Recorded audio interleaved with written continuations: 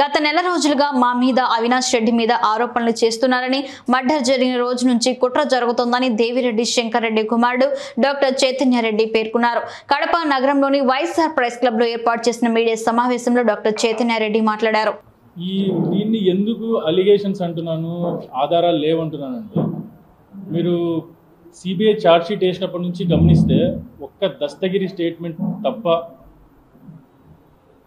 మా నాన్నగారు కానీ, భాస్కర్ రెడ్డి గారు కానీ, అవినాష్ రెడ్డి గారిని కానీ ఎత్తి చూపడానికి ఒక్క ఎవిడెన్స్ లేదు. ఒక్క ఛార్జ్ షీట్ తప్ప, ఒక ఛార్జ్ షీట్లో దస్తగిరి స్టేట్మెంట్స్ తప్ప ఒక్క ఎవిడెన్స్ కూడా మా మీదకి చూపించలేకపోయారు. ఒక ఎవిడెన్స్ కూడా కలెక్ట్ చేయలేకపోయినారు.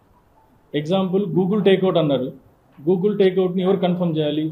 ఎనీ ఎవిడెన్స్ ఆ కంపెనీ అథెంటికేట్ చేయాలి ఇది కరెక్ట్ అని. గూగుల్ ఇంతవరకు అథెంటికేట్ చేయలేదు. ఎవిడెన్స్ కరెక్ట్ కాదని వాళ్ళకు తెలుసు, వీళ్ళకి తెలుసు. అందుకు ఫైనల్గా గూగుల్ టేక్అవుట్ని కూడా ఎవిడెన్స్లా కూడా చూపించలేకపోతున్నారు. ఇది ముందే ఒప్పందం అనమాట. అంటే దస్తగిరిని అప్రూవల్ చేయాలనేది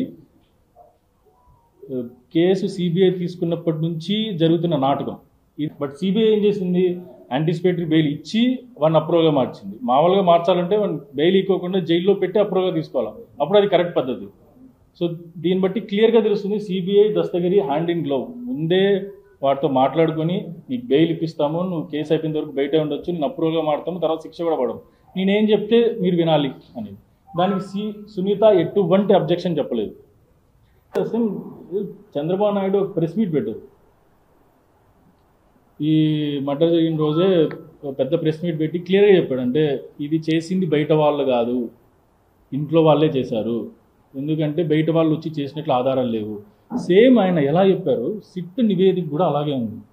ఇంత ఓపెన్గా క్లూస్ టీమ్ వాళ్ళు బయట జనాలు వచ్చి బద్దలు కొట్టుకొని లోపలికి వచ్చినారన్న ఎవిడెన్స్ పక్కన పెట్టేసి చూడకుండా క్లియర్గా లోపల వాళ్ళే చేసినారు అని చెప్పడానికి పెద్ద బూటకం నాటకం స్టార్ట్ అయింది.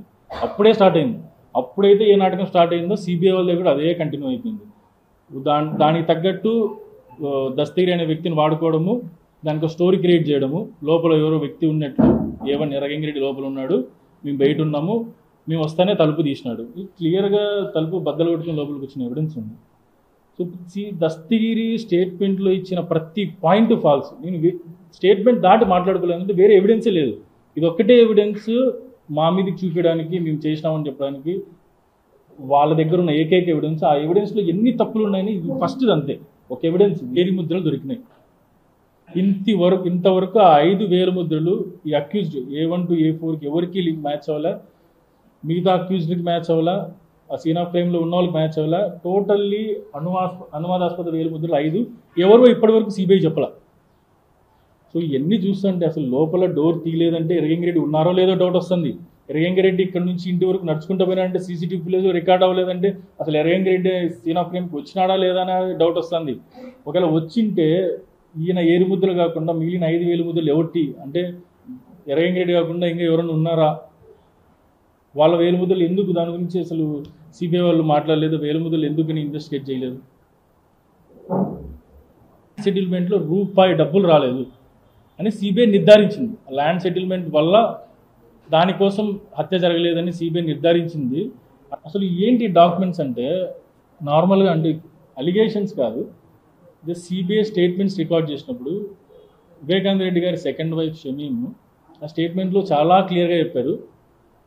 వివేకానంద రెడ్డి గారు చనిపోవడానికి 2 నెలల ముందు నుంచి షమీమ్కి కొన్ని ఆస్తి రాపించాలని చెప్పి దానికి సంబంధించిన ఆస్తి పేపర్స్ వీలునామా షమీమ్ మీద రాయడానికి రెడీ చేస్తున్నారని షమీమ్ స్టేట్మెంట్ ఇచ్చింది. వాళ్ళ బంధువులు స్టేట్మెంట్ ఇస్తున్నారు. సిబిఐ స్టేట్మెంట్లు వాళ్ళు రికార్డ్ చేసినారు.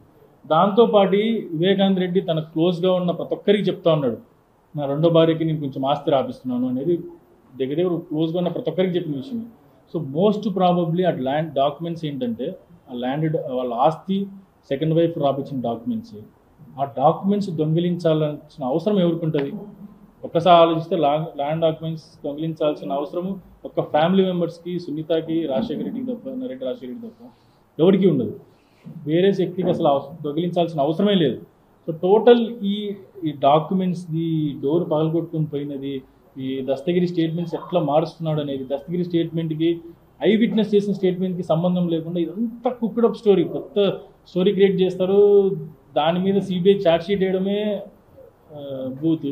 దాని మీద మళ్ళీ సింపతి గెయిన్ చేయడానికి అదే పదాలు వాడి వాడి వాడి జనాల మైండ్లో ఒక